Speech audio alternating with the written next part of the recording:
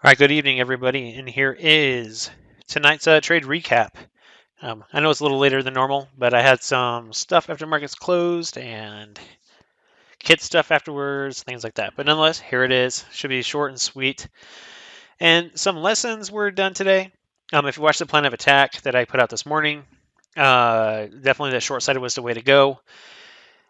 But unfortunately, I didn't do that. I deviated from my plan a little bit. I still had a reason for why I did what I did, and the thought process was there, and I did screenshot all of it so I could discuss it with y'all. But there was something that I did, in a nutshell, pretty much come to a conclusion to. So the last 2 days, I've been doing these iron condors, right? These daily 0 DTE iron condors. And I'm going to be honest with you, I don't like it. And with my drama free trades, if I get direction right, I'm in and out within an hour max. These iron condors, I have to sit on them all day. Literally, I don't like it. I was talking about this with the small cap master people. I was like, man, we got in this position, and we're barely locking it up. 12. I was like, this trade right here for like a day trade is a long time for me. I'm usually out by then, out enjoying life. If I lived by the water, I'd be on a yacht or something. But anyways, it was not a. I don't like them, so I'm probably going to start doing them. Maybe 1 to 3 day iron condors. If you want to do shorter time frame iron condors, makes sense.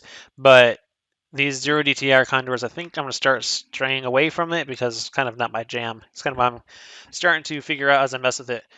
All right, so, but if you didn't see the trade recap I did yesterday, check it out. It's pretty interesting as far as how to slice and dice that thing. All right, so first let's talk about what was the position. So I sold the 41.25 put and the 41.80 call, and I made it 15 wide for a total of $4 of credit. I typically like to aim for $4 of credit, and the reason for that is if you can get about $4 of credit and 15 wide, it's roughly pretty close to risking. It's not perfect, but it's pretty close to max risk of 2 for a high probability of 1. It's pretty close. It's not perfect, but it's close, and the probabilities are there and everything. But let's talk about what happened. So you can see after getting to the position, roughly we'll call it 2.5 hours. 2 hours go by. I closed the call side as the market pushed lower, waited for a rally, and closed the other half for 370. So if you don't know how to do the math, how to fully break this up, each position, each wing was actually filled for $2. So I got $2 here, and I got $2 here in credit. So I closed this one for 20, right? Like it says. So that means I pocketed $1.80 here.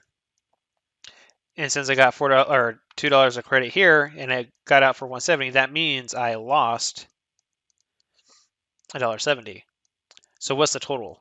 I made a whopping 10 cents, which is fine because it was looking like it was not going to be good anyways, and which equates to a whole 2.5%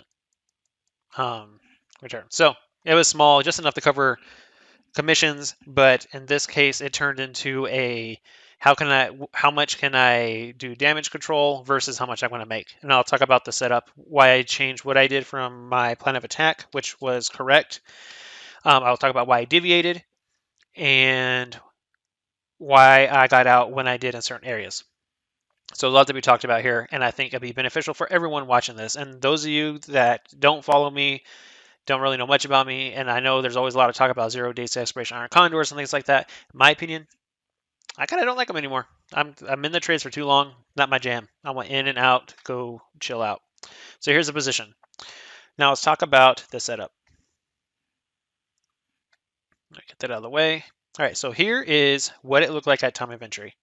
And so when you trade these with me, I always take screenshots at time of entry. We talk about why we're doing what we're doing, and we all see what's unfolding. So here is SPX, and here is what the ES is looking like then. So before going to the SPX, let's talk about the ES.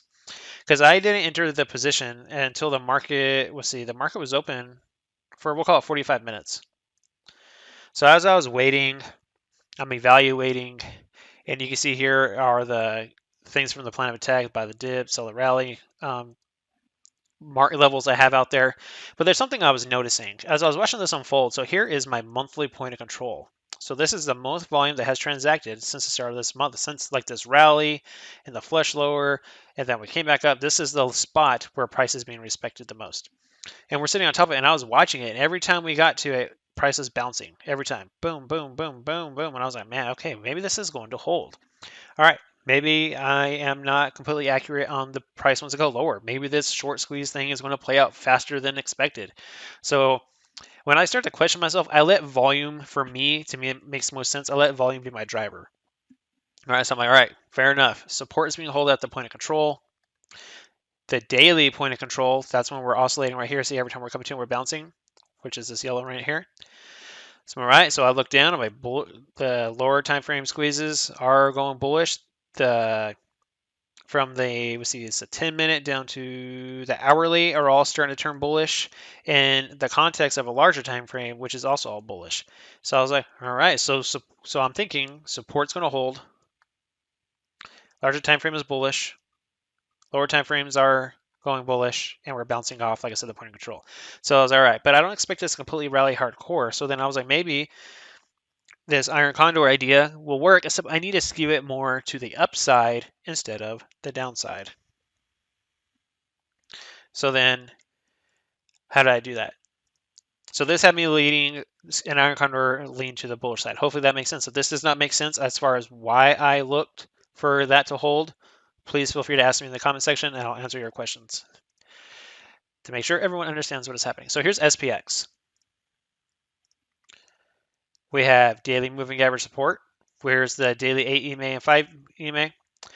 I sold the 4180s right, which is up here at resistance. So I did not think we were going to completely blast past it. And I also put it slightly in front of H1 and also the expected move. I have it written down here. All right, so the expected move, I believe, was 27 points. And so from the time of entry to out here, that matched up to where I was slightly outside of, I was 5 points outside of the expected move. And then I sold the 4125 puts, which were delta 30, so that's already follow the money.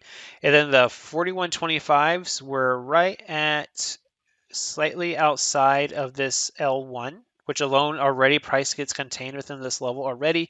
And there's already a lot of moving average support. We like I mentioned, we had the daily 5 EMA, the 30-minute 21 EMA. So to really paint this picture whole is I'm thinking, I don't think we're going to break resistance. I don't think we're going to flush lower because of the point of control. And also, when you look right here, you see there's 1, 2, 3, 3 dots and an arrow. So that typically you would see a hold and push higher, right? So that whole thought process, I was all right, that point of control is right here. It's going to hold. We're getting rotations. Let's look for price to go sideways to up. Now what unfolded? So this is my reason on why I looked to go bullish to sideways up. Obviously did not happen today if you're trading today, but let's talk about what unfolded. So here's SPX now. And you can see that I was short the 4125s, which are about right here, and short the 4180s. Okay. Well, actually, let's clear this. And then 4125, and then 4180. All right, so what unfolded? I should have just went, like I said, if I would have done my bearish call crest like I wanted, this flush down, boom, I would have been out of the position within who knows, very few minutes, and then would have been out about my day instead of sitting through all this. I'm not going to lie, I didn't like it. It's kind of, it's annoying. I wanted a quick trade and get out. And even the drama-free trades have a kind of an iron condor element to it, but nonetheless, let's just talk about this.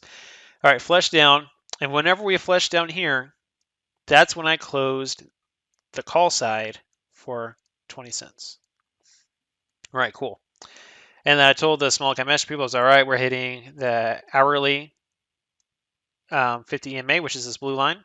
Starting to get dots. It's all right, so we rallied up, and once we got up here, and at this very moment, this is when it was at the ES, which was the ES VWAP and 30-minute 21 EMA. And so that's when I closed my put side for 37 cents. So just to show what I was looking at on,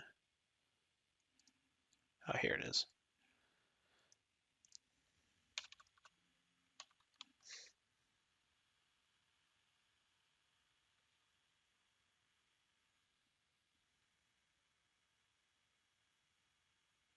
Let that load.